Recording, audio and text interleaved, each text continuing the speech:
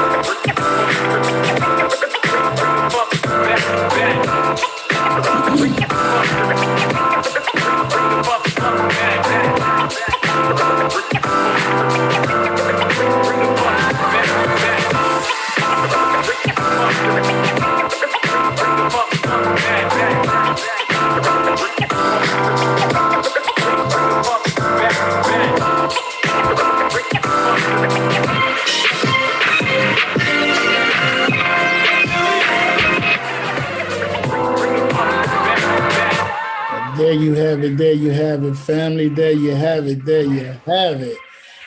I absolutely want to say welcome, welcome, welcome everybody to the show.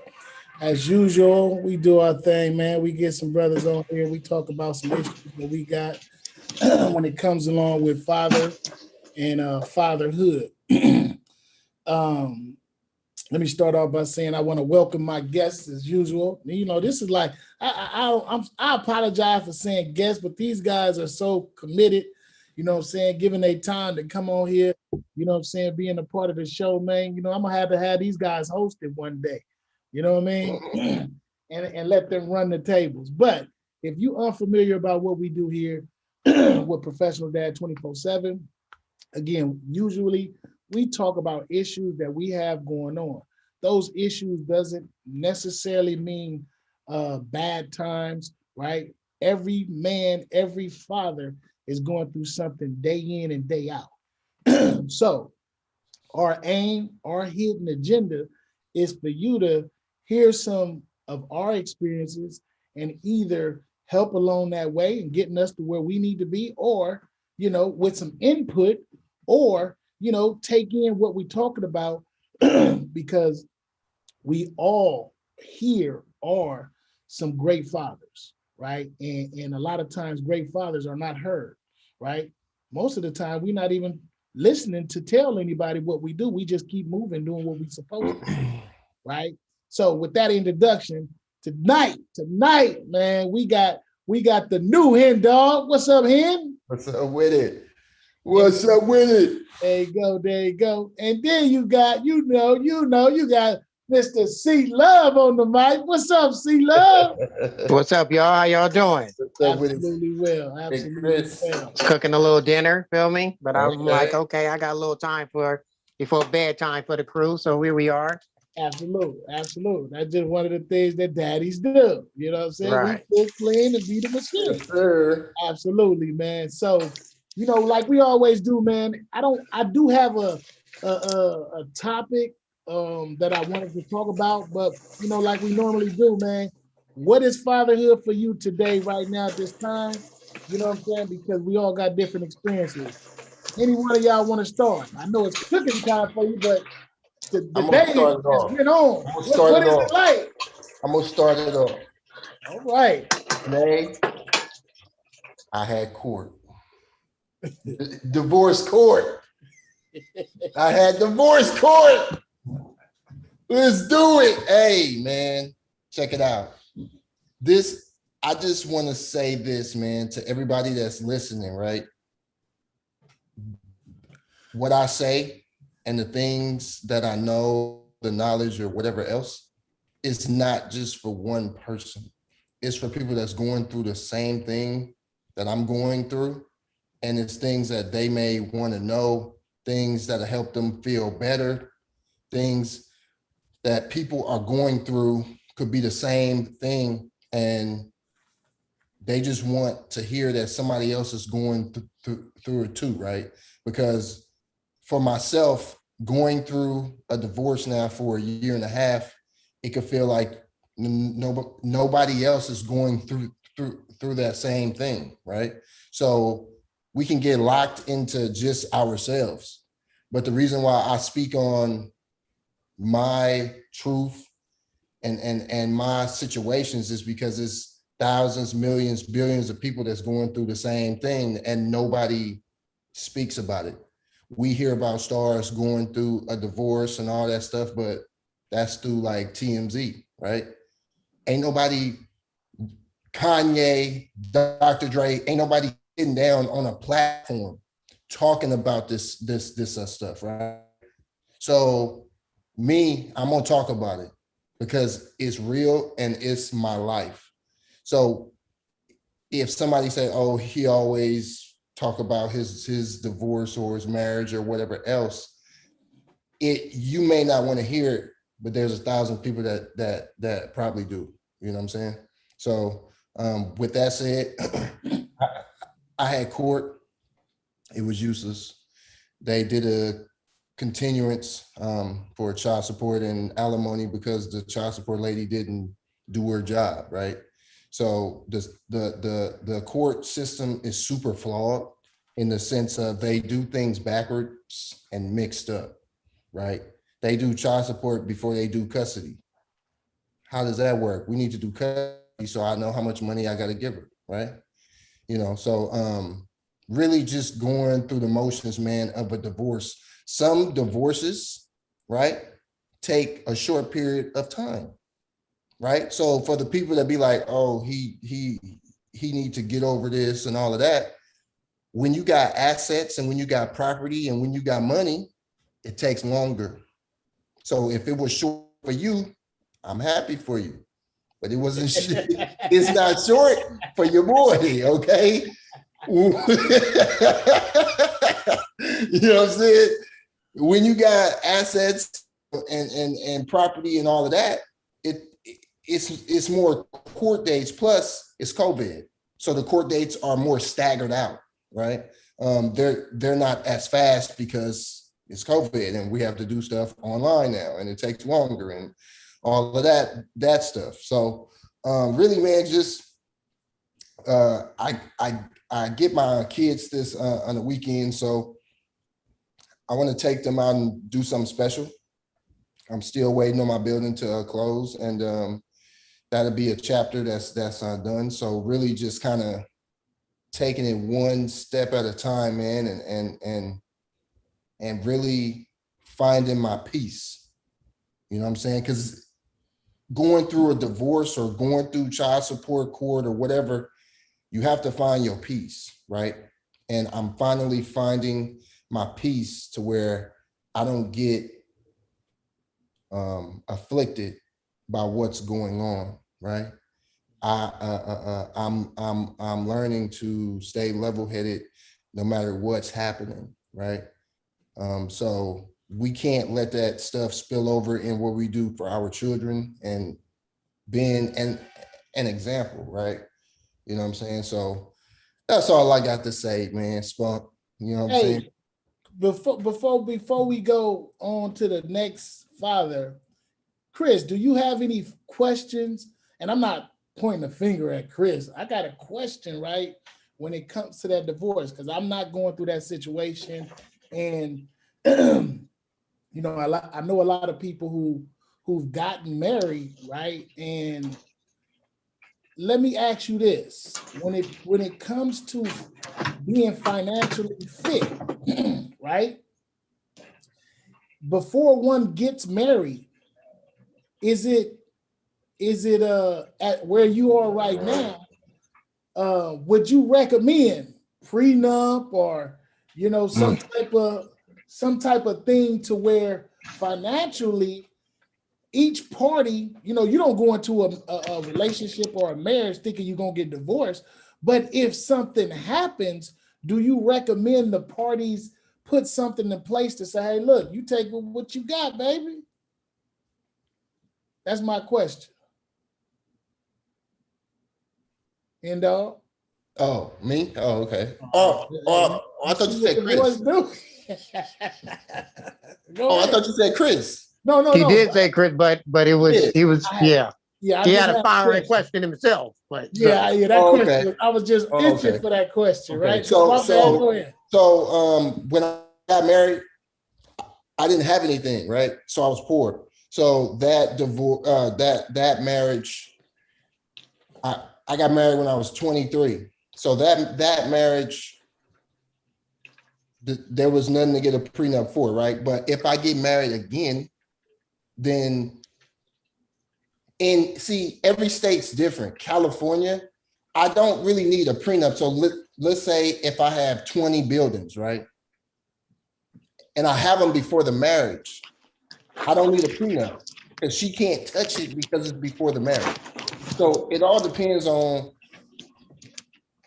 I don't plan on getting married until I'm financially where I want to be in my life to where it really doesn't fluctuate. Because really that's what it depends on, right? Like it depends on where you see yourself going. What's the trajectory that you're going money wise or property wise or whatever wise. So for me, since I was married young, I kind of didn't know and I didn't have anything. So it was nothing to really put in a prenup. You know what I'm saying? So, but for my next one, I'm gonna have everything before the marriage, old school cars, everything, all of that. So for me, because I'm 33, I don't plan on getting married again probably until I'm in my 40s, if I get married again. So I'm saying for me, a prenup is not that important because in California, if you have it before marriage, it don't really matter. And so the reason why I asked that is because I've had discussions to where the idea of a prenup is automatically frowned upon, right? But again, even if, in my opinion, if at all costs both parties would want to be taken care of, right? So and then I don't know. It's a lot with that because even when you're getting into a marriage, the trajectory is supposed to be going up. Right. So both parties should be putting in as much effort into it. So I can see splitting the assets if that's the case. But a lot of people get married not asking the right questions or not having the wrong intentions, right? And not setting up or structuring things for them to be successful. Whatever happens, the marriage doesn't divorce or the marriage do break up, whatever. So that was my question to that. Go ahead, Chris. Chris, real quick, but a prenup is for what you already got. Okay. So if you acquire something in the marriage, right? Like let's say you have a prenup and it's like, all right, all my stuff and my money, right? But let's say you start a business with your significant other. That's not in the prenup. So like I'm saying, it depends, you know what I'm saying? Like on the person and the situation, but like it's just like what's his name, Dr. Dre, right? Like he said that he had a prenup, right? But because of like I forgot, it was something, he still got to give her 200,000 a month. Right. So what I'm saying is a prenup can protect you on some things, but because you acquire things in the marriage, that doesn't justify like, oh, well, I got a, but you was married for 10 years and y'all did business stuff and you acquire stuff with her. So it's like, you still gotta, you know what I'm saying? So I would get a prenup to protect what I already got if I wasn't in California, but California kind of, the law is if you have it before marriage, they can't touch it. So it's kind of like, I don't know. It's all good. Go ahead, Chris. You got a question on that? Oh, Chris First and showing them foremost- arms though. Watch out. He Hey, said, let me show them what I've been working with. hey, first and foremost, I just want to commend you on the bravery of even speaking on it, because as long as I've known you in this short period of time, you've kind of been speaking on, your marital divorce and how it's affecting you. Yeah. And I know that, I personally see it, how it affects you. I really do, just from our meetings. And, I want to commend you on your bravery on speaking on it to the people, because you did put it on a higher scale, so to speak, and put to the light of what superstars are going through, but they don't ever speak on it. Yeah. And so just for you to put yourself out there, I think that's marvelous. And I guess question wise, and you said something about 10 years later. So I would guess it has some type of effect on you on your next step, right? Would you recommend to others to get married, or would you recommend, but maybe just not at a young age? So yeah, so I would recommend marriage, but just not at a young age. But then look, check it out though. The reason why I got married is because she got pregnant and her father's a pastor, and he said, Oh, yeah. so what I'm saying is, so before we even get to the marriage part, I shouldn't have even got her pregnant. So Right. Right. So the first thing is we as men cannot rely on women talking about I got birth control, I can't get pregnant, I can't this. We as men need to be more responsible on if we don't want kids, then we shouldn't have them, or we should take the precautions not to do it. If we do it, then it's like, all right, I was in that situation. I got married. I shouldn't have got married at 23. I made a lot of mistakes. I didn't have a father, nobody to teach me things, right? Like I didn't even know the real concept of marriage, the seriousness of it, right? Like all of that stuff, I didn't even know. So for me, I would say not to get married young. This is something that I feel like the Black culture, we don't really teach. We don't teach get your money first. We don't really teach that, right? Like because of the lesson of fatherhood.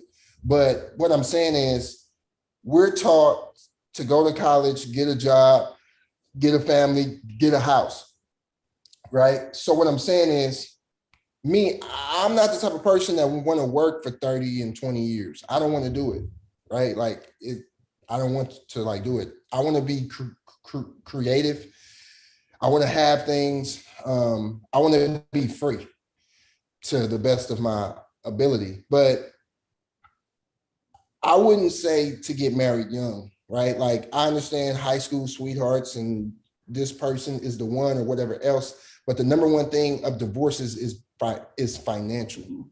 So it's like, if you don't have your money right, you're gonna have a tough time. So will you love a person when it ain't no food in the house and you looking at each other like, we ain't got no food? Somebody is gonna get mad. You know what I'm saying? It's gonna be a Snickers commercial somewhere. You know what I'm saying? So I wouldn't advise it, but everybody has a choice. I would say get your money first, financially stable, own property, have home based businesses like you right. Like Hold on, hold on, we took, hold on. Hey. I don't know who watching it. Oh wait, I'm off child support, so I have no problem. yeah. Hey, look,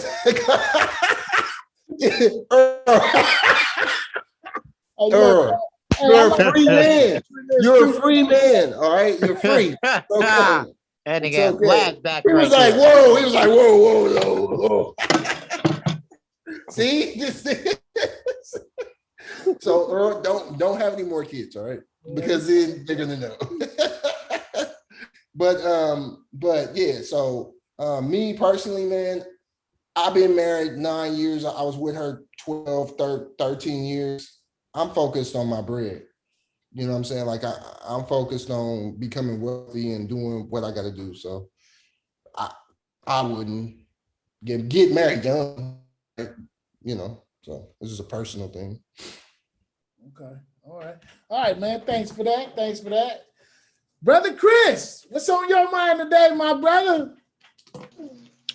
Well, you know, school has started back, and the boy's been in school for the last 2-3 days, and you know, it's you know, it's that next chapter, right? I stated on my Instagram that and my Facebook that this is the first time that I haven't been with these boys every single day since June of 2018. Every single day, all day, all night. Wow. All day, all night, every day. I've been Are their you teacher. serious? I swear to God, I'm serious, right? Because Jeez. there was it was a summer program. I got laid off back in January of 2007, say 18, and then I went to volunteer at Asante School the very next day, and so I've been with him since then. But then, come that summer of 2018, then Kobe came to the same summer program that I worked at. Then Kobe came to the school that we started, and Asante was there. And here we are in 2021. And I've been a teacher the whole time. You know what I mean? Especially Asante the whole time. Asante, Kobe left a couple of times, but he always came back. He was gone for maybe 3 months, went with his mom to her school, then came back. So I say all that to say them going into another chapter of their life minus their father, you know, it's just a weird feeling of dealing with it. But as I also stated on there, that's what we prepared for. We prepared for the day when you go out into the world, right? And here it is. And you know, it was just a strange feeling of what's going on at the school, what are they doing, what are they teaching, you know, that type of thing. And, you know, there was a scenario, of course, you know, the young guy, you know, he gets into something on the first day. The older guy, you know, he got a substitute on the first day. And then, you know, he comes and says, hey, I'm doing this. And I'm like, well, what is that? Why are they doing this? You know, so just, you know, the mind of what's going on with my children. Who are you? What are you doing? What are you teaching? And Hen and Spunk, I frankly don't give a damn who it is. Okay. Jesus himself, what are you doing with my kid? Jesus, I mean nothing by that. God, Ayawa, and all of the rest. I mean nothing by that. But what are you doing with my kids? I got questions, I got feelings, I got concerns about how and why and what you're doing with my kid. Right? Don't call and tell me a story that my kid did something if you didn't get my kid's side of the story. I'm not gonna yell, I'm not gonna argue. So did you happen to get Asante's or Kobe's side of the story? You know, did you get the whole story, right? And if you say, yeah, I remember I've been in education for 20 some odd years myself. So if I have to meet with a mom or a dad, I'm asking the whole scenario again myself. Right there in that meeting, regardless who the teacher is, you know. So that's kind of my thing, you know. And you know, back to the routine, right? I'm here cooking, you know, I'm coaching at what's that? at Martin Luther King, some softball. So I've been having to recruit, and so things are just kind of rolling, and it kind of feels good a little bit. That life has some familiarity. Okay. Hey, Hendo, do you got some questions for Chris and where he at right now? Man, I wish I could coach a team, man. That's pretty remarkable, dude. To coach a team, dude, that's a lot of leadership, man. And that's a blessing. So, but I mean, really, man, no questions really. Just kind of, I don't know, like, because I'm on the same hype as like Chris. Kids started school, and then my ex-wife, she let me know, that the kids' first day was Monday, and then she called me on Wednesday, and she was like, "You didn't even tell me thank you." And I'm like, "Well, you supposed to tell me that because we have 50-50 legal custody." And then I was like, my whole thing is people get caught up in, you didn't tell me thank you or whatever else, right? She ain't told me thank you for anything. You know what I'm saying? So, I laid that out there, and I kind of just took it for what it was worth, because now I'm at the point of my life, I'm not about to do no arguing with no woman. Yeah. I'm not about to do it. Screwing you or not. Excuse my French. I'm not about to be arguing with you. You know what I'm saying? So Chris, a question, right? huh? You said what? It don't roll like that, Spunk. You see where he at? I know he went in though. He said, you know what? Oh, shit. But no, that's what's up. Go ahead. I didn't mean to cut you. I just wanted to. No, it's all good, man. Just I'm on the same hype as a Chris, man. I'm just trying to be a great father and just kind of see what's up with the schooling and everything else, and that's it. But no, I don't have any questions, man. I just wish I could be a coach too, man. I want to coach a team, man. I want to. Where you live? Where you live? Huh? Where you live? Oakland. And what time you get off work? 4:30, but I be so busy now is with this stuff, man. I can't coach. Yeah. You just, okay. I commend you for doing it, dude. That, because I'm saying though, that ain't easy, man. That's stressful. Yeah, it is, but it's fun as hell. Like, it's legitimately fun, and the reason is, and it's like you gain more children, which is kind of like, really? That's fun to you, right? Because you are molding children's minds that, and I'm gonna go even deeper on you, that have stereotypes of you. Do you understand? So I've been blessed enough to coach at MLK where there's a large portion of Asians. And for the most part, they're the ones who come out, right? And participate. And we have ours that come out and participate, but we have a lot of scenarios and issues that block us from continuing and finishing, if you understand what I'm saying. But I've been able to have kids understand this dark ass skin, where in the past, no, I'm not understanding it, right? I'm not giving it the benefit of the doubt. I heard this and that's what it is, right? And so to be able to make an impact, knowing that the society tells you one thing and I get to explain and you get to watch me and see me behave in a mannerly way, hey, I kind of would never get that back. You know what I mean? That's why I asked you, well, what time you get off? And if you ever can get off earlier than that, man, you holler at me, because I'm going from softball, then I'm going to basketball, then I'm going to soccer, and then I'm going to track and field, all back to back to back. Man. Yeah, and it ain't gonna stop. Ain't gonna be no stop. right? Because that's MLK with the softball, then MLK with the basketball, then Balboa with the soccer, then back to MLK with the track, Jeez. right?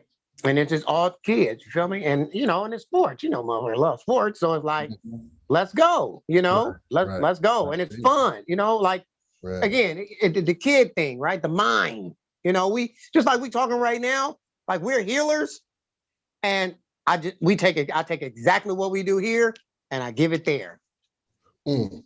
straight up. I Like, got a question, Chris. go. So you know, to be able to, I don't want to say, I don't want to assume you're in a defensive position by letting your kids be in a different setting under some new rules and regulations, right? I kind of want to say, is it a form of guarded alertness, right? Like if it ain't right, or I mean that feeling of letting your child grow and go, right? Uh, There's so many areas or opportunities that we have to let our children go to grow that we don't allow. Now, okay. Now, what you asking me now? Because I'm ready. Come on, fire. my question is that alertness, right? Uh-huh. How do the teachers feel your tension when you're talking to them? Meaning, like you want to know, like if something go wrong, you want to know what's happening. Right? And the reason Right. why I'm asking this question is because a lot of times as fathers, it don't matter if the tone of our voice is raised to a little excitement that we intimidate people. And Right. and I'm going, that's where I'm going with it, right? Okay. The fathers that are involved, right? If we're not so soft tone, little low key, then I think that if we're not, then the intimidation factor kicks in, right? Okay. Okay. Yeah. How Okay. would you All right. respond to that? So here, okay. So here's how it usually happens. So okay. So remember, it's the first couple of days of school, right? No. And so And most what of kind of my school? What kind of uh, school matters? Because if they going to, a private school, they like, hold on. right. Security. Okay. So Security. they have Bret Hart, Willie Brown, right? Okay. Double Rock, Hunters Point. Okay. Okay. Okay. So the littlest one, the 6-year-old, is at Bret Hart, but he's with me and my wife's good friend, Okay.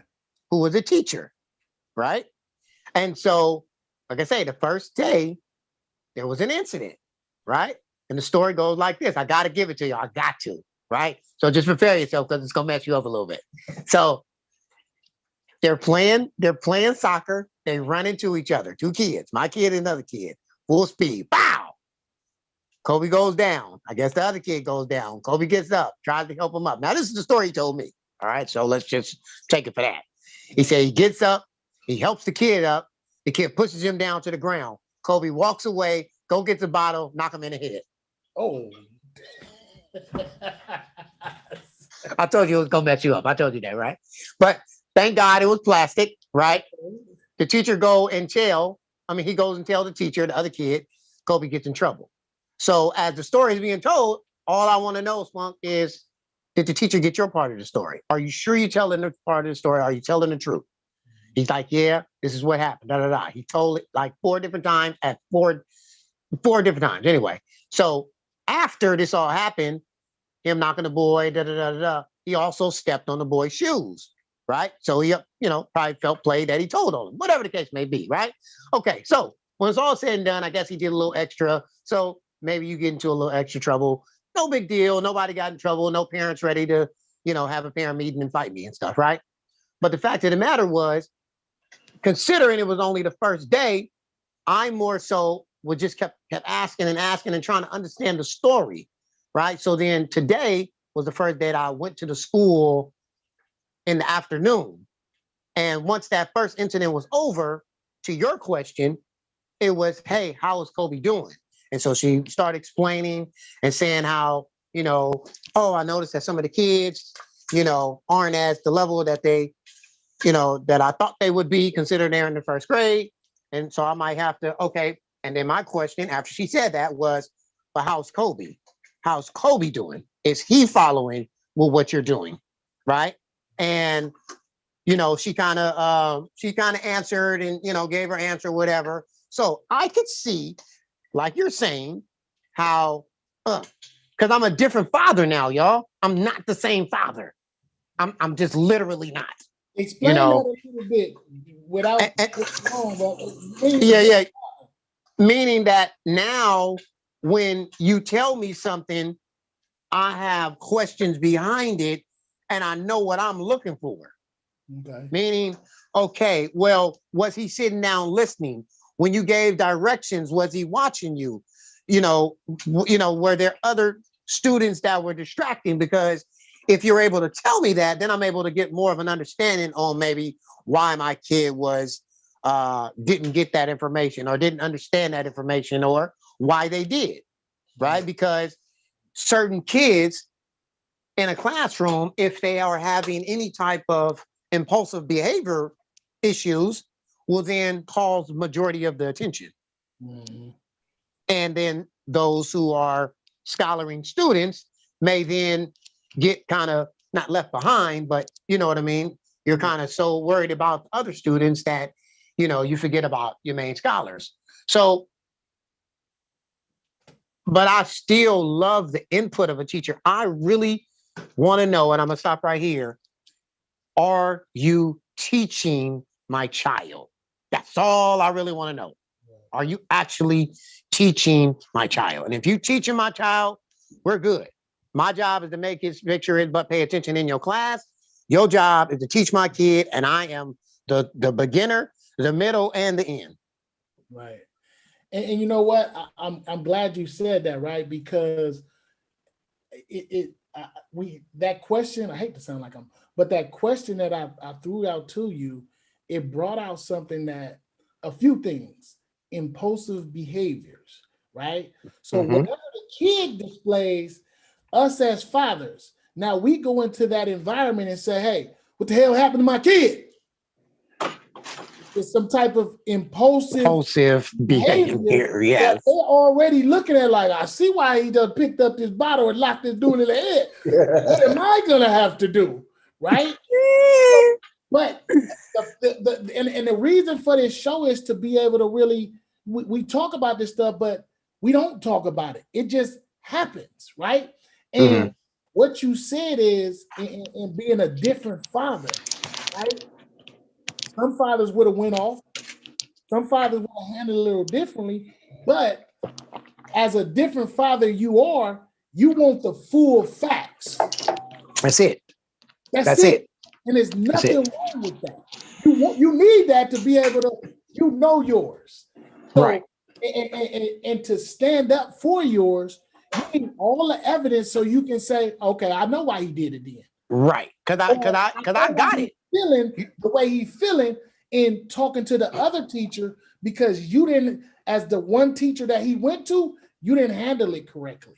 Right. And that was his teacher. And when I got all of that, and again, back to what you were asking, I didn't, because I got her phone number. She live in Oakland like I do. And it was just like, okay. And me and the wife, he talked it out. Okay, maybe she did. Okay, maybe she was coming off her break, got one half of the story. You got 23 other students. Okay. So I never even mentioned it to her. She just told us, hey, your boy, and this was the reason. But she didn't get his story. I asked Kobe that like 5 different times. She never asked your side of the story? No, not you sure she didn't ask you what happened. Right. No. Okay, all right. So I kind of swallowed that one because I was waiting to see, if a parent, because she called the parent to say, hey, a kid hit your kid in the head with a bottle. Right? So I swallowed that one. And again, different father. Okay, all right. Let's see what happens here. Right? And not too much. Okay, cool. Not a big deal. Let's keep it pushing. But what that told me was, you know what? Hey, let me make sure that I'm on my P's and Q's because things do slip up and they may not be on purpose. You know, it just may be, hey, because him hitting the kid in the head with the bottle, look, I called it. I pretty much called it. I said, man, Kobe finna go up in there and bust somebody in the head. I literally said that. And I said it to my mom. I said to somebody else, and I was joking, but I know my kid because he walked out the door and said, if somebody hit me, I can hit him back. I said, look, man, protect yourself. Hey. Right? Because I know the environment we're in. I'm not trying to cause no violence. I don't want my kid fighting. No, I don't. But I live in the hood. Okay. And if you're going to the school where there is hood, there's going to be some similarities. Right. You know, and so, hey, you know, it's always kind of, hey, look, we don't want no problems. Cool. We don't either. But hey, I know I was scary John Mitchell, and my 11-year-old was triple scary John Mitchell, and maybe Chris, I'm not sure, he probably was in the middle, and then Kobe ain't. So, all right. So you smarter and you ain't scared? Hey, we can. Double Right? dose right there. Right. So I kind of explained to him also, if you continue this type of behavior, no one will ever know that you're smart, though. Right. So, yeah. Right. No one will ever know your intelligence because all you show them is the behavior. So, you know, again, I've always been, no matter what, I've always been the parent that wants to hear the story. Always. I've always wanted to hear the story because I know kids. Again, I've been in education for so long where it's like, okay, I know teachers will tell a story. I know the kid will tell a story. I really do know that. Somebody lying. I lied on teachers all day, all night. I know a teacher who lied on me simply because I was bad as shit. Yes, he did do that. I didn't do it that time, goddammit. But I did it the other time. You know what I mean? So your ass is getting in trouble. Right. So let me ask you this question. Now, through all that, what was your disciplinary actions toward Kobe? Just a bunch of talking. Cool. Just a bunch of talking. Considering it was the first day and considering that the way he explained it, and I asked him after school. I asked him when we got home. I asked him before he went to bed to see if he was going to change the story. Right? I'm looking for it, Spunk. I probably should have been a private investigator. I need to know. Right. I'm gonna flip the story, turn it a little bit to where I'm gonna try to get you to slip up. You know what I mean? And it was just the talking. Hey, look, I understand why you did it. I get it. But next time, and here was an example I gave him, where in baseball, they on their team, they're young. Everybody wants to get the ball. Everybody wants to try to get somebody else. Well, when the ball is hit to one guy, 3-4 kids are running to the ball at the same time. You feel me? And so they're fighting for the ball while the guys is running around the base and they're about to score a run because you guys are fighting for the ball. So then one game I said, hey, I need you to not jump into the pile. And when the ball is hit and the other kids jump into the pile, I want you to make sure you don't. And he didn't. And so I use that as an example of the next time, if someone pushes you down on the ground, and if you don't hurt yourself and you're not crying, you just get your butt up and you go tell the teacher. You know what I mean? Because you don't have to turn around and then use violence to solve your problem. Because you see that kid went and told on you. Right. You know what I mean? So it was just a bunch of talking. Plus it was the first day and I know my kids, so. So, and the reason why I asked that question is because it reinforces the bonding, the loyalty, the confidence that the kid has in you as the father, not to believe one side or the other. It reinforces that my dad is going to find out. He's going to figure it out. He's going to do everything that I know that I got to tell him straight up the truth. And I'm comfortable with telling the truth. You know what I mean? Yes. Yeah. So that does mean a lot to the kid because now the kid is not like, okay, next time I ain't about to tell this man nothing. Right. I tell him like that. Right. And that's something I've always kind of sold too. You know, just tell me. I don't care what it is. Tell me so we can move on. Because I was a liar out of my brain to my grandma. And I explain that too. You don't have to lie to me. Yeah, I might be the meanest bastard on the planet. You still don't got to lie. Right. You know? And then the other thing that I wanted to throw out there too, that you brought out that I think it's a lot. It's a lot of times what we see in when it comes to public schools, that your kids shouldn't be there. The teacher shouldn't have to be teaching behavior. Right. You know what I'm saying? Yes. That was one of the things that, you know what I'm saying, that those that were the kids that were more, they ain't got to worry about behavior. The study, the learning, the teaching was kind of altered because the ones that had the behavioral issues couldn't sit down, want the attention, want to do something to be just to get everybody's attention and stuff, right? You know, that took away from the kid learning. So as fathers, you know what I'm saying? As fathers, your kid should not go to school with behavior issues. If you are, this is just me, if you are involved in your child's life, if you got any impact on your child, that, hey, I'm in here to learn, not to be, yeah, you're going to mess around and all that, but you're going to know when they say, hey, they don't call daddy, or they, you know, you're going to straighten up. And not to say some mamas, you know what I'm saying? Because my mama was one of those. She'd be right up there, or she had the other teacher say, whoop his ass right there. You know what I mean? So right. That fear of the parent, right? Making the kid understand that behavior. I ain't here to learn how to behave. I'm here to learn how to count, read, and write, and all this other stuff. Right. So that's big. That's big. So that's what I wanted to input on that. That's good. That's cool. Anything you want to say else on that? Yeah, what you got? I'm good about this sandwich. Dr. Spunk over here.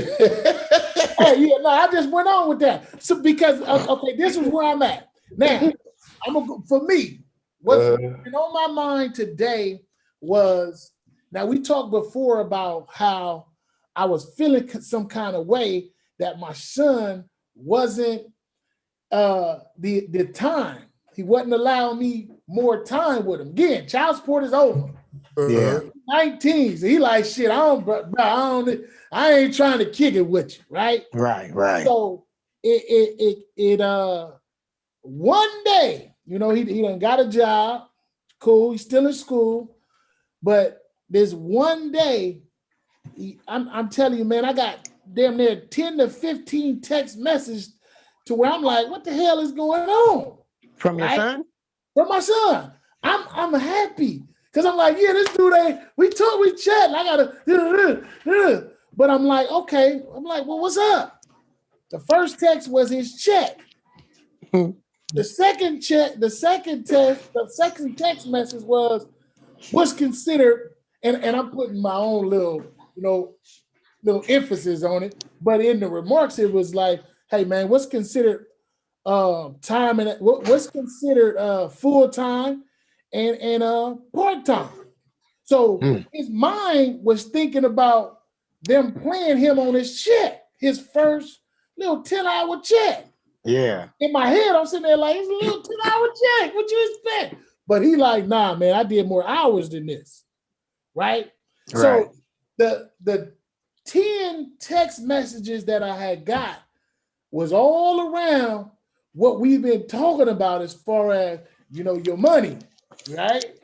And it really, it made me happy to the point where it's like, okay, there's things that we've been talking about as far as you having to man up, you having to learn on your own, you have to go and grow.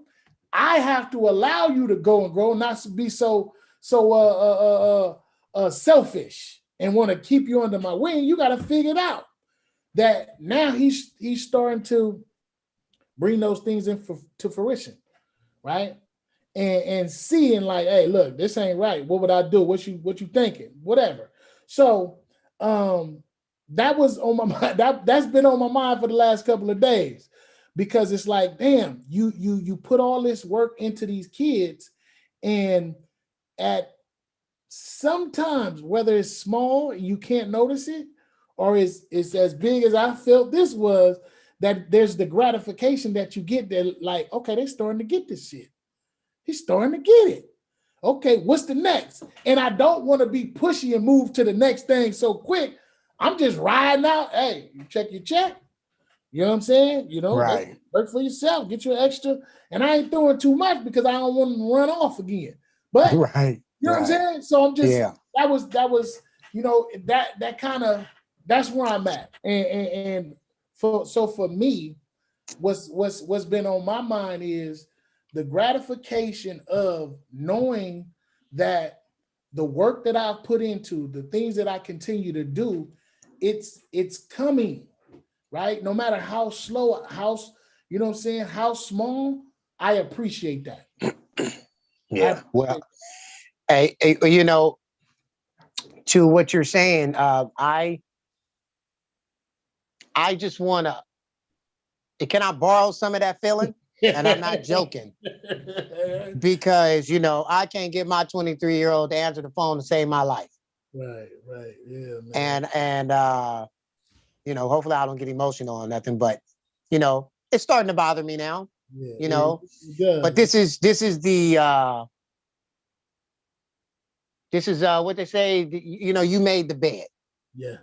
You know, and Hen, I know you going through a lot, you know, and you know, when we get on here and, you know, especially myself, you know, I can get a little lengthy in words, and, you know, I talk a lot of shit about being a father and believe I'm a good father and yada, yada, yada. God damn it, I'm here to tell you that it don't come without some hardship, period, okay? That 23-year-old don't give a damn about calling me, talking to me, dealing with me, you know? And that's a sacrifice that I had to take and that I'll take again with these two for them to be successful.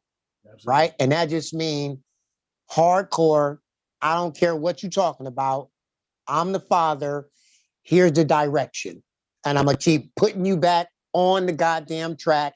And when that age comes, 17, 18, 19, and you like, I'm good, whatever, but you on that track.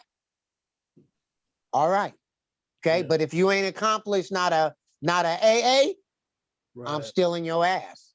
That's right. You know, and I'll be here to help you.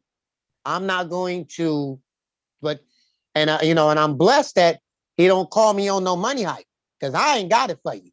You ain't gonna dog me out and then come after me for $3,000, $4,000, $5,000. You can chalk that one, Spunk. Can you hear that? You can chalk that one.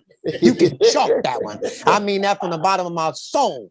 Don't you ask me for nothing. If you, nigga, please, you better prep me for 3 weeks almost daily before you ask me for something. Hey, I was there too, because I'm still there. I'm still there.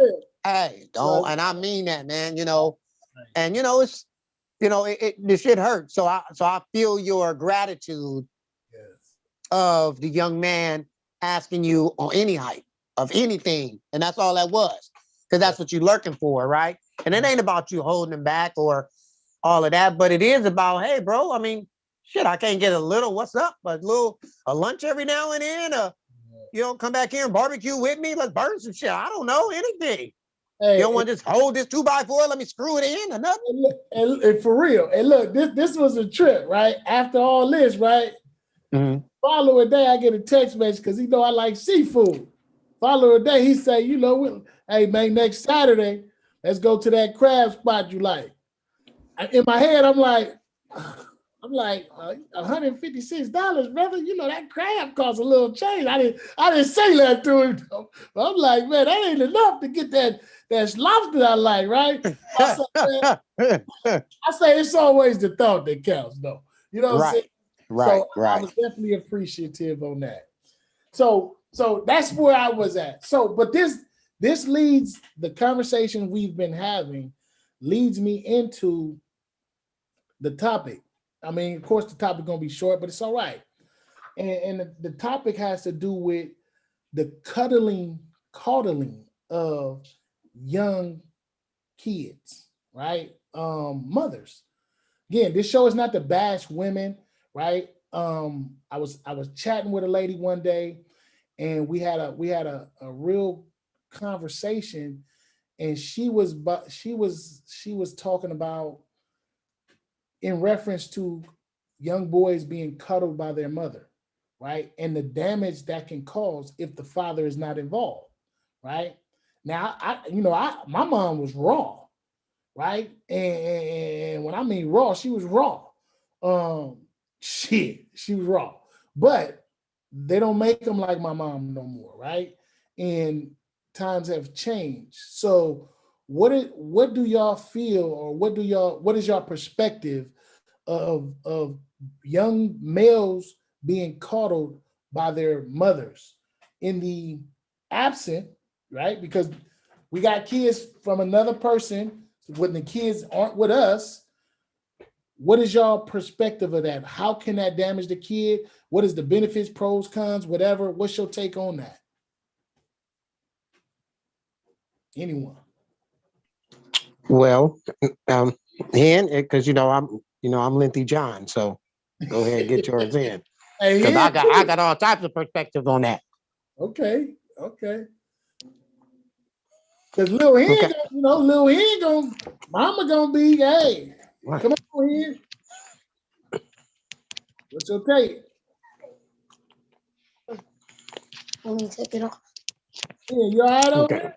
Oh, you think about it. Okay, I got you. Here we go. Go ahead. Well, I believe that the coddling, even for those who are with their daddies, and for those who are not with their daddies, to some extent, it's needed. For those who don't have their dad, they may need it just a smidget more than they would give normally, simply because the dad's not there. But in return, or in what word am I looking for? In place of that, there are uncles, grandpas, brothers, etc. Right? That as a parent, I believe, especially a young lady, is supposed to figure out, how do I put that in place for this male? Mm. Now, even those with them that have their mothers and their fathers in the same household, and the reason why I have such a strong opinion is I deal with that with my own wife. And that is can't think of another word other than a battle. Okay. And this whole, this guy's gonna walk like me, this boy's gonna talk like me, he gonna hang low like me. That's no bash, that's no trying to be funny, it's just facts. And the fact of the matter is we need to raise men that are prepared for what's coming up out in the streets. There are a lot of young ladies who end up raising men, and they end up in some type of incarceration scenario. And it is probably mainly because a guy has ran off, pushed away, took all his money, he gone, whatever the case may be. But then a young lady, even when a man is there, feels like we're not doing what they want us to do. But it doesn't work like that, because I'm a man and you're a woman. We're always going to be different, no matter what, and we have to allow ourselves to grow as men so that we can be better fathers, better role models, better brothers and uncles and things like that. But the young ladies, they have to allow the man to do his job. And I know I've stated this before, that Hen, Spunk, myself, my guy Naaman, my guy Marcus, I could probably name a few other, but God damn it, it ain't many of us. It's not many of us. Right. At least that is seen on a regular basis, to where you say, yes, I had a father, my children have father, my father had his grandfather, where you know 5 people. But you go to these other nationalities and they had it. You know what I mean? And so I say all that to say we don't really exist. So a lot of times, young ladies, either on purpose or in other categories, don't know that they're taking or attempting to take our power as men. So then we melt under the pressure because the boy is where we like, hey, that's enough of that. I don't want to hear that no more. Do you understand me? Yes, Dad. Well, why you gotta yell at him? Because I said it already 3 times. That's why I'm saying it like that. Because the first time I said, hey, it's cool, man, relax. No big deal. Hey, look, hey, you're good. I'm good. I'm good right now. I don't want to get upset. You're all fine. You still doing it. I'm giving you fair warning. I'm about to get upset. And then after that, you're about to get the bear. And my wife, my 2 sons, they all know it. And instead, they look for the bear. I don't know why, but I'm gonna tell you. I'm gonna tell you. They don't. That, but you hear that? Well, what is true then? He said it was. He said it was the good time. What? We don't go for the bear. You don't want the bear. No, we don't go for the bear. You don't go for the bear. You So I go for the bear. Yeah. So I want the bear to come out. Yeah. Yeah. So yeah, I just think it's tough for the young lady to understand that, a man is really a man. If he's a man, she don't see it. She don't get it. They just don't. I haven't really seen many who do. There's a few. They'll tell you, hey, no, that's his daddy. He needs his daddy, and that's it. Yeah. But the most are, you too mean to him. Why are you talking to him like that? Where you will let him talk back to you. That's your choice. Right. You made that choice. Some people drink brown alcohol. Some people won't. I only drink clean. You know what I mean? And that's your choice. Your choice is you say, hey, go pick that up. He says, in a minute. In a minute means shut up. I don't got to listen to you, daddy. That's what it means to me. Right. Okay. It don't mean in a minute. So that's disrespectful to me. Mhm. My wife, she don't see it like that. Hey, we're gonna have that battle. So that's my input there.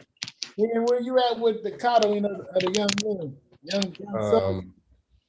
So, I mean, do I feel like showing your son emotion and to have emotions is fine, right? But when it comes to the coddling, I don't do it, right? Like my mother, she didn't do it to me, so I don't. That nerve is not in me. You know what I'm saying? Because it never happened to me. She was super hard on me. She wanted me to be a man and everything else. So she took the opposite route of coddling. So for me, I try to gauge it, right? Because everyone is a human, right? So for myself, I look at my son and I try to see his weaknesses and his strengths. So I try to break him down as a person in the sense of me knowing every single thing about him. So when I say break him down, like I'm looking at everything he's good at, he's not, his fears, his everything. So what I try to do is I try to, because she tries to say, oh, why you rough on him and all of that. And then I always have the conversations in the front of her so he can see that what I'm doing, it's not a secret. What I'm doing, it's not wrong. And I explain to her what I'm doing to him in the front of her. And I even explain it to her, but I'm really explaining it to him because he's looking. and he's watching, right? So I have to be an example always for him. So me explaining it to her, how he approaches what I've explained to her, we don't have to go back down that same road, because if we do, it's like I can tell when he understands he did that before, right? So I'm gonna give you an example. So my son, right? And I notice all boys do it, right? Like all little boys do it, which is probably just like a natural thing. But I don't like my son to like hold his hands like certain ways, right? Like I feel like it as a boy, and it's probably because my mother did it to me. Like I couldn't smack my lips, I couldn't roll my eyes, I couldn't, like, there were so many things I could not do, right? So I'm not as hard on him as my mother was on me, right? But certain actions that he does, I tell him that that's not appropriate for a boy to like do, or boy to act, or for whatever else. And I always explain it. I don't just tell him not to like do it. Now the hand thing, I tell him not to do it, right? Because I've already explained it to you. He already knows. So when I tell him, he straightens his hands out, right? Like if you got your hand like this, right? I always tell him, don't do that. You keep your hand straight. Because if you're punching a person, you can't punch a person like this, you're gonna break your hand or your wrist, right? So like I told him, like I teach him things that I feel like he's gonna know, he should know. So by the time he gets older, he won't do certain things, because when you're too free with the hands and the motions and everything else, it brings, this is my opinion, it brings on a spirit. So I try to keep that at bay, right? Like you got to act a certain way. I always tell him, do you see me doing it? I always say that when I tell him something that he's doing that he shouldn't be, I always say, do you see me doing it? And he'd be like, no. So why are you doing it? Because you always say, oh, Dad, I want to be like you. Oh, but I don't want him to be like me. I want him to be better and greater than me, right? But I always bring it back to his recollection. If you want to be like me, you have to do things that you see me doing, right? But I always tell him, I want you to be greater, because Dad has made mistakes and everything else, right? So I'm teaching you to be better than me. So I don't want you to be just like me, because then it's like, I'm not teaching you anything. I'm teaching you stuff so you can be better, so you won't fall in the same traps as me, right? So, but the coddling thing, I'm not for it, but I try to keep it at bay, because I do a lot of explaining, right? Like, I be long-winded with my kids, right, Chris? So you ain't the only one. I'm long-winded too, right? Yeah. I mean, because it's like you got to be, right. As a father, you got to do a lot of explaining, a lot of examples, a lot of, cross-examination and this and that. So it's kind of like, that's what I do. So whatever his mother does, I always tell all of my kids, whatever your mother is going to teach you, you have to separate that and understand that's not the only person that you can learn from. You have to separate things, right? Because if you just say what your mama do, then you're not learning what I'm teaching you. And that's a problem, right? So, yeah. So when I think of coddling for me, I wrote down before I even started this conversation. Coddling is a form of weakness that lessens powerful kingmanship, right? Now, when I hear both of y'all say, you know, at some point you need some coddling. I think this is me. I think y'all making reference to at a young age. Okay, you need that nurturing part of the mama and all that, right?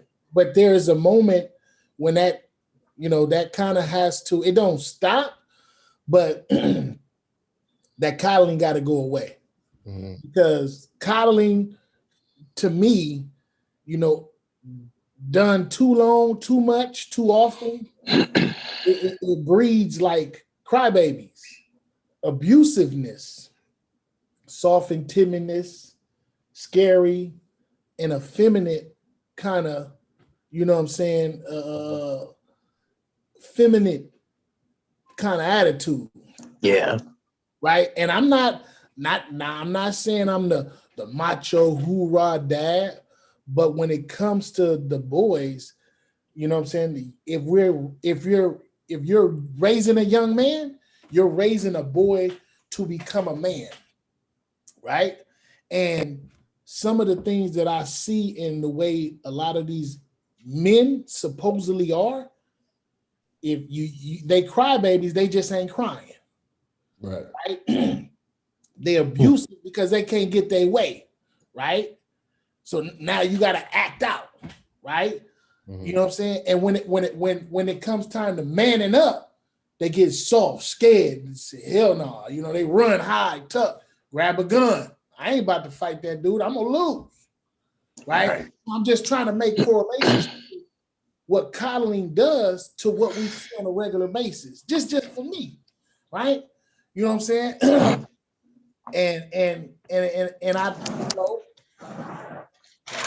I've always been with my son is that come with me. Like you say, Hen, let me show you. Walk in my shoes. You ain't walking in my shoes, but I'm going to be the example you see as a man.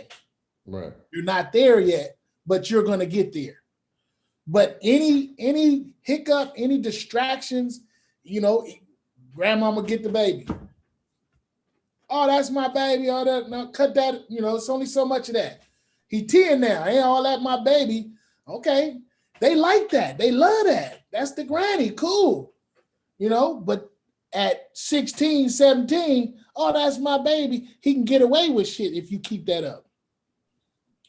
And again, you know what I'm saying? To me, that just it just don't sit too well with me at a certain age. You got to stop coddling these young men because it's not enough time in the day to get everything we need to get done. Right. So me trying to teach him that, and I may just be that one to project trying to teach, but the moment we leave the house, we a target. Right. So if you ain't taught what you need to be taught, and if you ain't on it, you lost. Feel me? You'll fall into some traps. You'll follow somebody else, lead.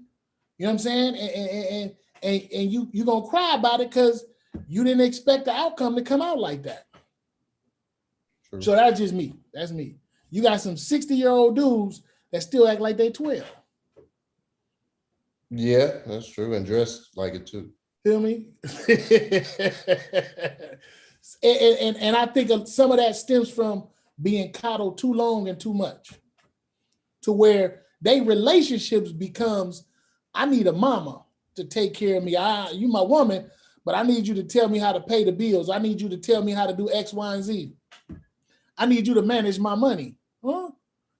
Wait a minute. So I just make those correlations to, you know what I'm saying, raising young kings. But then I flip it to, is it coddling for us that we do with our daughters and not our young men? Is it the same thing for the mother? If we teaching our daughters to be a little rough and tough or whatever, you know what I mean? I just threw a monkey wrench in there, but I thought about it. Yeah, I don't know nothing about coddling. I know how to give you a hug. I know how to tell you I love you. I know how to play with you.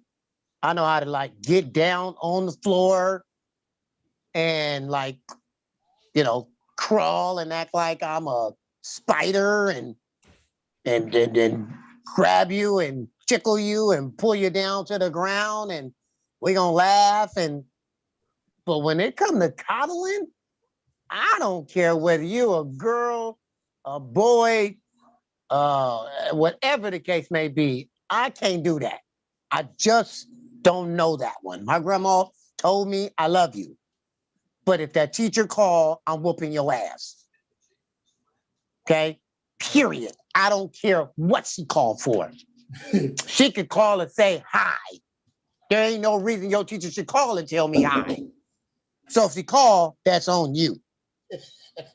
Right. Period. Oh, So, let me But that's real though. let me jump in here real quick because I want to read the definition of coddling, and it says here treat in an indulgent or overprotective way, right? Wait, you said what? Can you hear me? Yeah. It says treat in an indulgent or overprotective way, right? Then it says right here, the parents predict the failure of a child. Hold on, but then I go down further, and it says why coddling is bad. Coddling your kids can even lead to the development of certain mental illnesses, such as anxiety. yeah. Right? Let me finish that one. It's understandable for a parent to hesitate loosening the leash, freeing their child to make their own decisions, to learn from their own mistakes. But doing so is essential to a child's development. So, Hey, wait, no, wait. Okay, so look. So on the second day of school for Kobe, the 6-year-old, okay, you know the stories never stop. A kid was out there like, hurry, he's second grade. He probably, how tall are you, Tom? You look like you're about 6'1", 6'2". I could be wrong. 6'6". Yeah, exactly. So it was that comparison to Kobe, right? And the second grader, right? So Kobe comes and he's telling the story and he's explaining and explaining. I'm like, huh. He's like, man, so he's like worried, right? Now, this is after the day he was just Debo and bust somebody in the head with a bottle. Now he Chris Rock, Scary John, right? Mm-hmm. So I'm like, don't worry about it. So we get to the school this morning. I say, Kobe, where's the boy? And he like this, y'all. Look. He like, over there. Him over there. Right? So I say, him right here? He like, yeah. So me being who I am, right? It probably was wrong. Like flat out wrong. I didn't mean nothing by it. I am who I am. Sue me. I say, hey, come here for a moment. I said, you this guy did something to you? He say, no.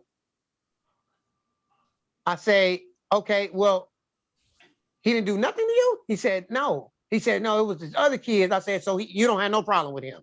He was like, no. I said, so y'all good then, right? He said, yeah. I said, well, y'all go ahead and shake hands. And so I said, y'all good. And then my wife said, you watch after him. You protect him. He good, right? So Kobe at the end of the day said that they play basketball together and they're friends. That's a beautiful right? outcome. And so that was kind of like, I guess, a smidget of that coddling, right? Because, hey, don't be playing with my kids, man. Okay? Yeah, in the words of Bernie Mike, I will fight a kid. You know what I mean? I'm just fucking with you. But, I know it's not coddling. But remember, I've been with them every day for 3 years, right? So it's like, who are you? Oh my God, how am I going to handle this from my point of view? And I wish, and I got exactly what I wish. Because I knew, how it is, man, kid just need to, a little intervention there. Yeah. And he was good. Even the kid that he hit with the bottle, I said, man, when you go to school tomorrow, tell the boy, I'm sorry I hit you. I want to be your friend. And he looked at me. I'm like, and you better say it. He was like, okay. And he went and told him. And so I said, so what'd he tell you? He said, the kid said, okay, we can be friends. Mm-hmm. Right. So today I got the chance. I'm like, which one is it? He like, that one right there, the lights. I'm like, dude, stop being so goddamn loud. Right. The little light skinned one right there. Cause his new thing is, What's up, my light-skinned brother? He'll just scream it out. The funniest shit ever. But yeah. Cool, man. That's cool. Well, there you have it, man. I mean, that's good, man. It was some good conversation, man. A lot of stuff brought out there. Again, none of us are no therapists, no psychologists, sociologists. Man, we just some fathers that do what we do with our kids, and we gain as much experience because we are heavily involved, right? Any last words y'all want to put out there, man? We've been on here for a minute, and I think I got some real good gems from you guys on that. And any last words y'all want to throw out there? I just want to say thank you again. I appreciate you tapping in with me. You know, I didn't jumped on the busy train, so I thank you for, you know, the update of what's about to happen for the day, and I was able to jump even while cooking. So I'm just grateful. I thank you, Hen, for being here, and again, thank you for expressing and giving us a bit of why you stay your black ass at home if you can. Doing this marital shit. Right? Because you know it gets real, man. And you know, you don't want to bless that, you know, bless that on nobody, man. And I know it's gonna heal for you, you feel me? And you know you're gonna get you a little nice one when you're about 36. About 36, you ain't gotta wait till 40 in. It's gonna be that nice, beautiful queen. Feel me? You just hold strong. And you only hold it strong because you just want to be single, not because you can't catch you one. You know that ain't no issue. But and right on to you, Spunk, brother. Absolutely, man. Absolutely. Here, you got some last words you want to throw? Got some last words, man. I appreciate y'all, man. It like Chris said, man, it takes a lot of strength and a lot of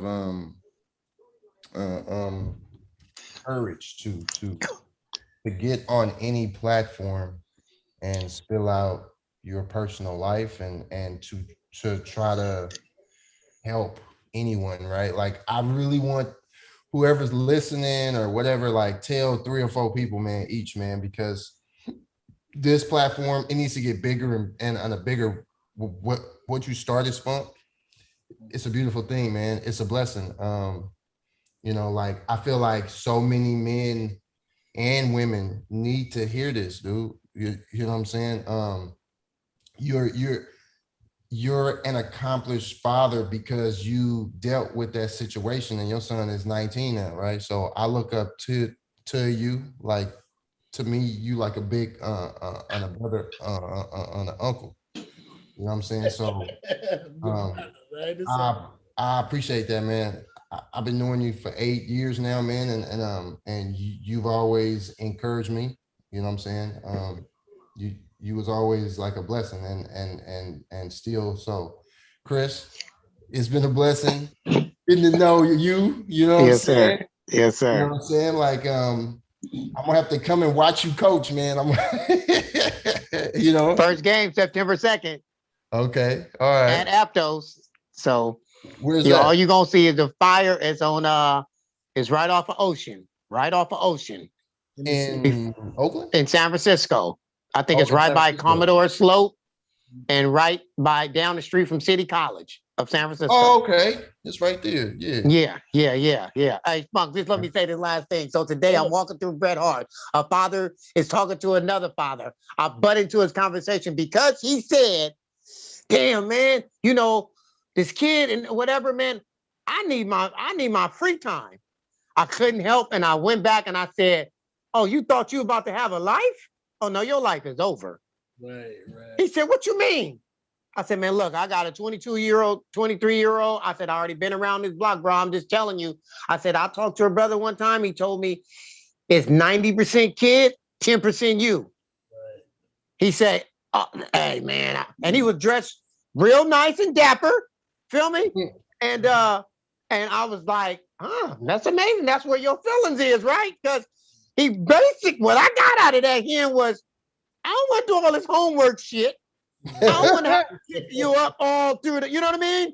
I want to be able to get off work and go play some dominoes or whatever the hell you do now after work, because I don't know what the hell that is other than come home and make dinner. Over with. Yeah. You know what I mean? That's over. And I fucked him up with that, y'all. I really did.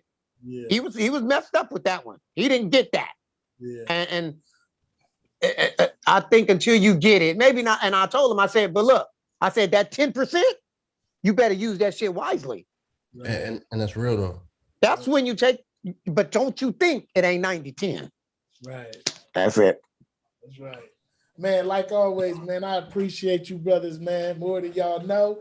Feel me? Y'all make this thing rock and roll, man. I love having these discussions, man. And I can say, man, it's never about changing the narrative of Black father. We out here, we exist. Some of y'all ain't listening to us. Some of us ain't talking loud enough. But these gentlemen tonight, as they do, man, they was talking loud enough. I heard them. If y'all didn't, y'all ears ain't open. So listen, my brothers, till next time.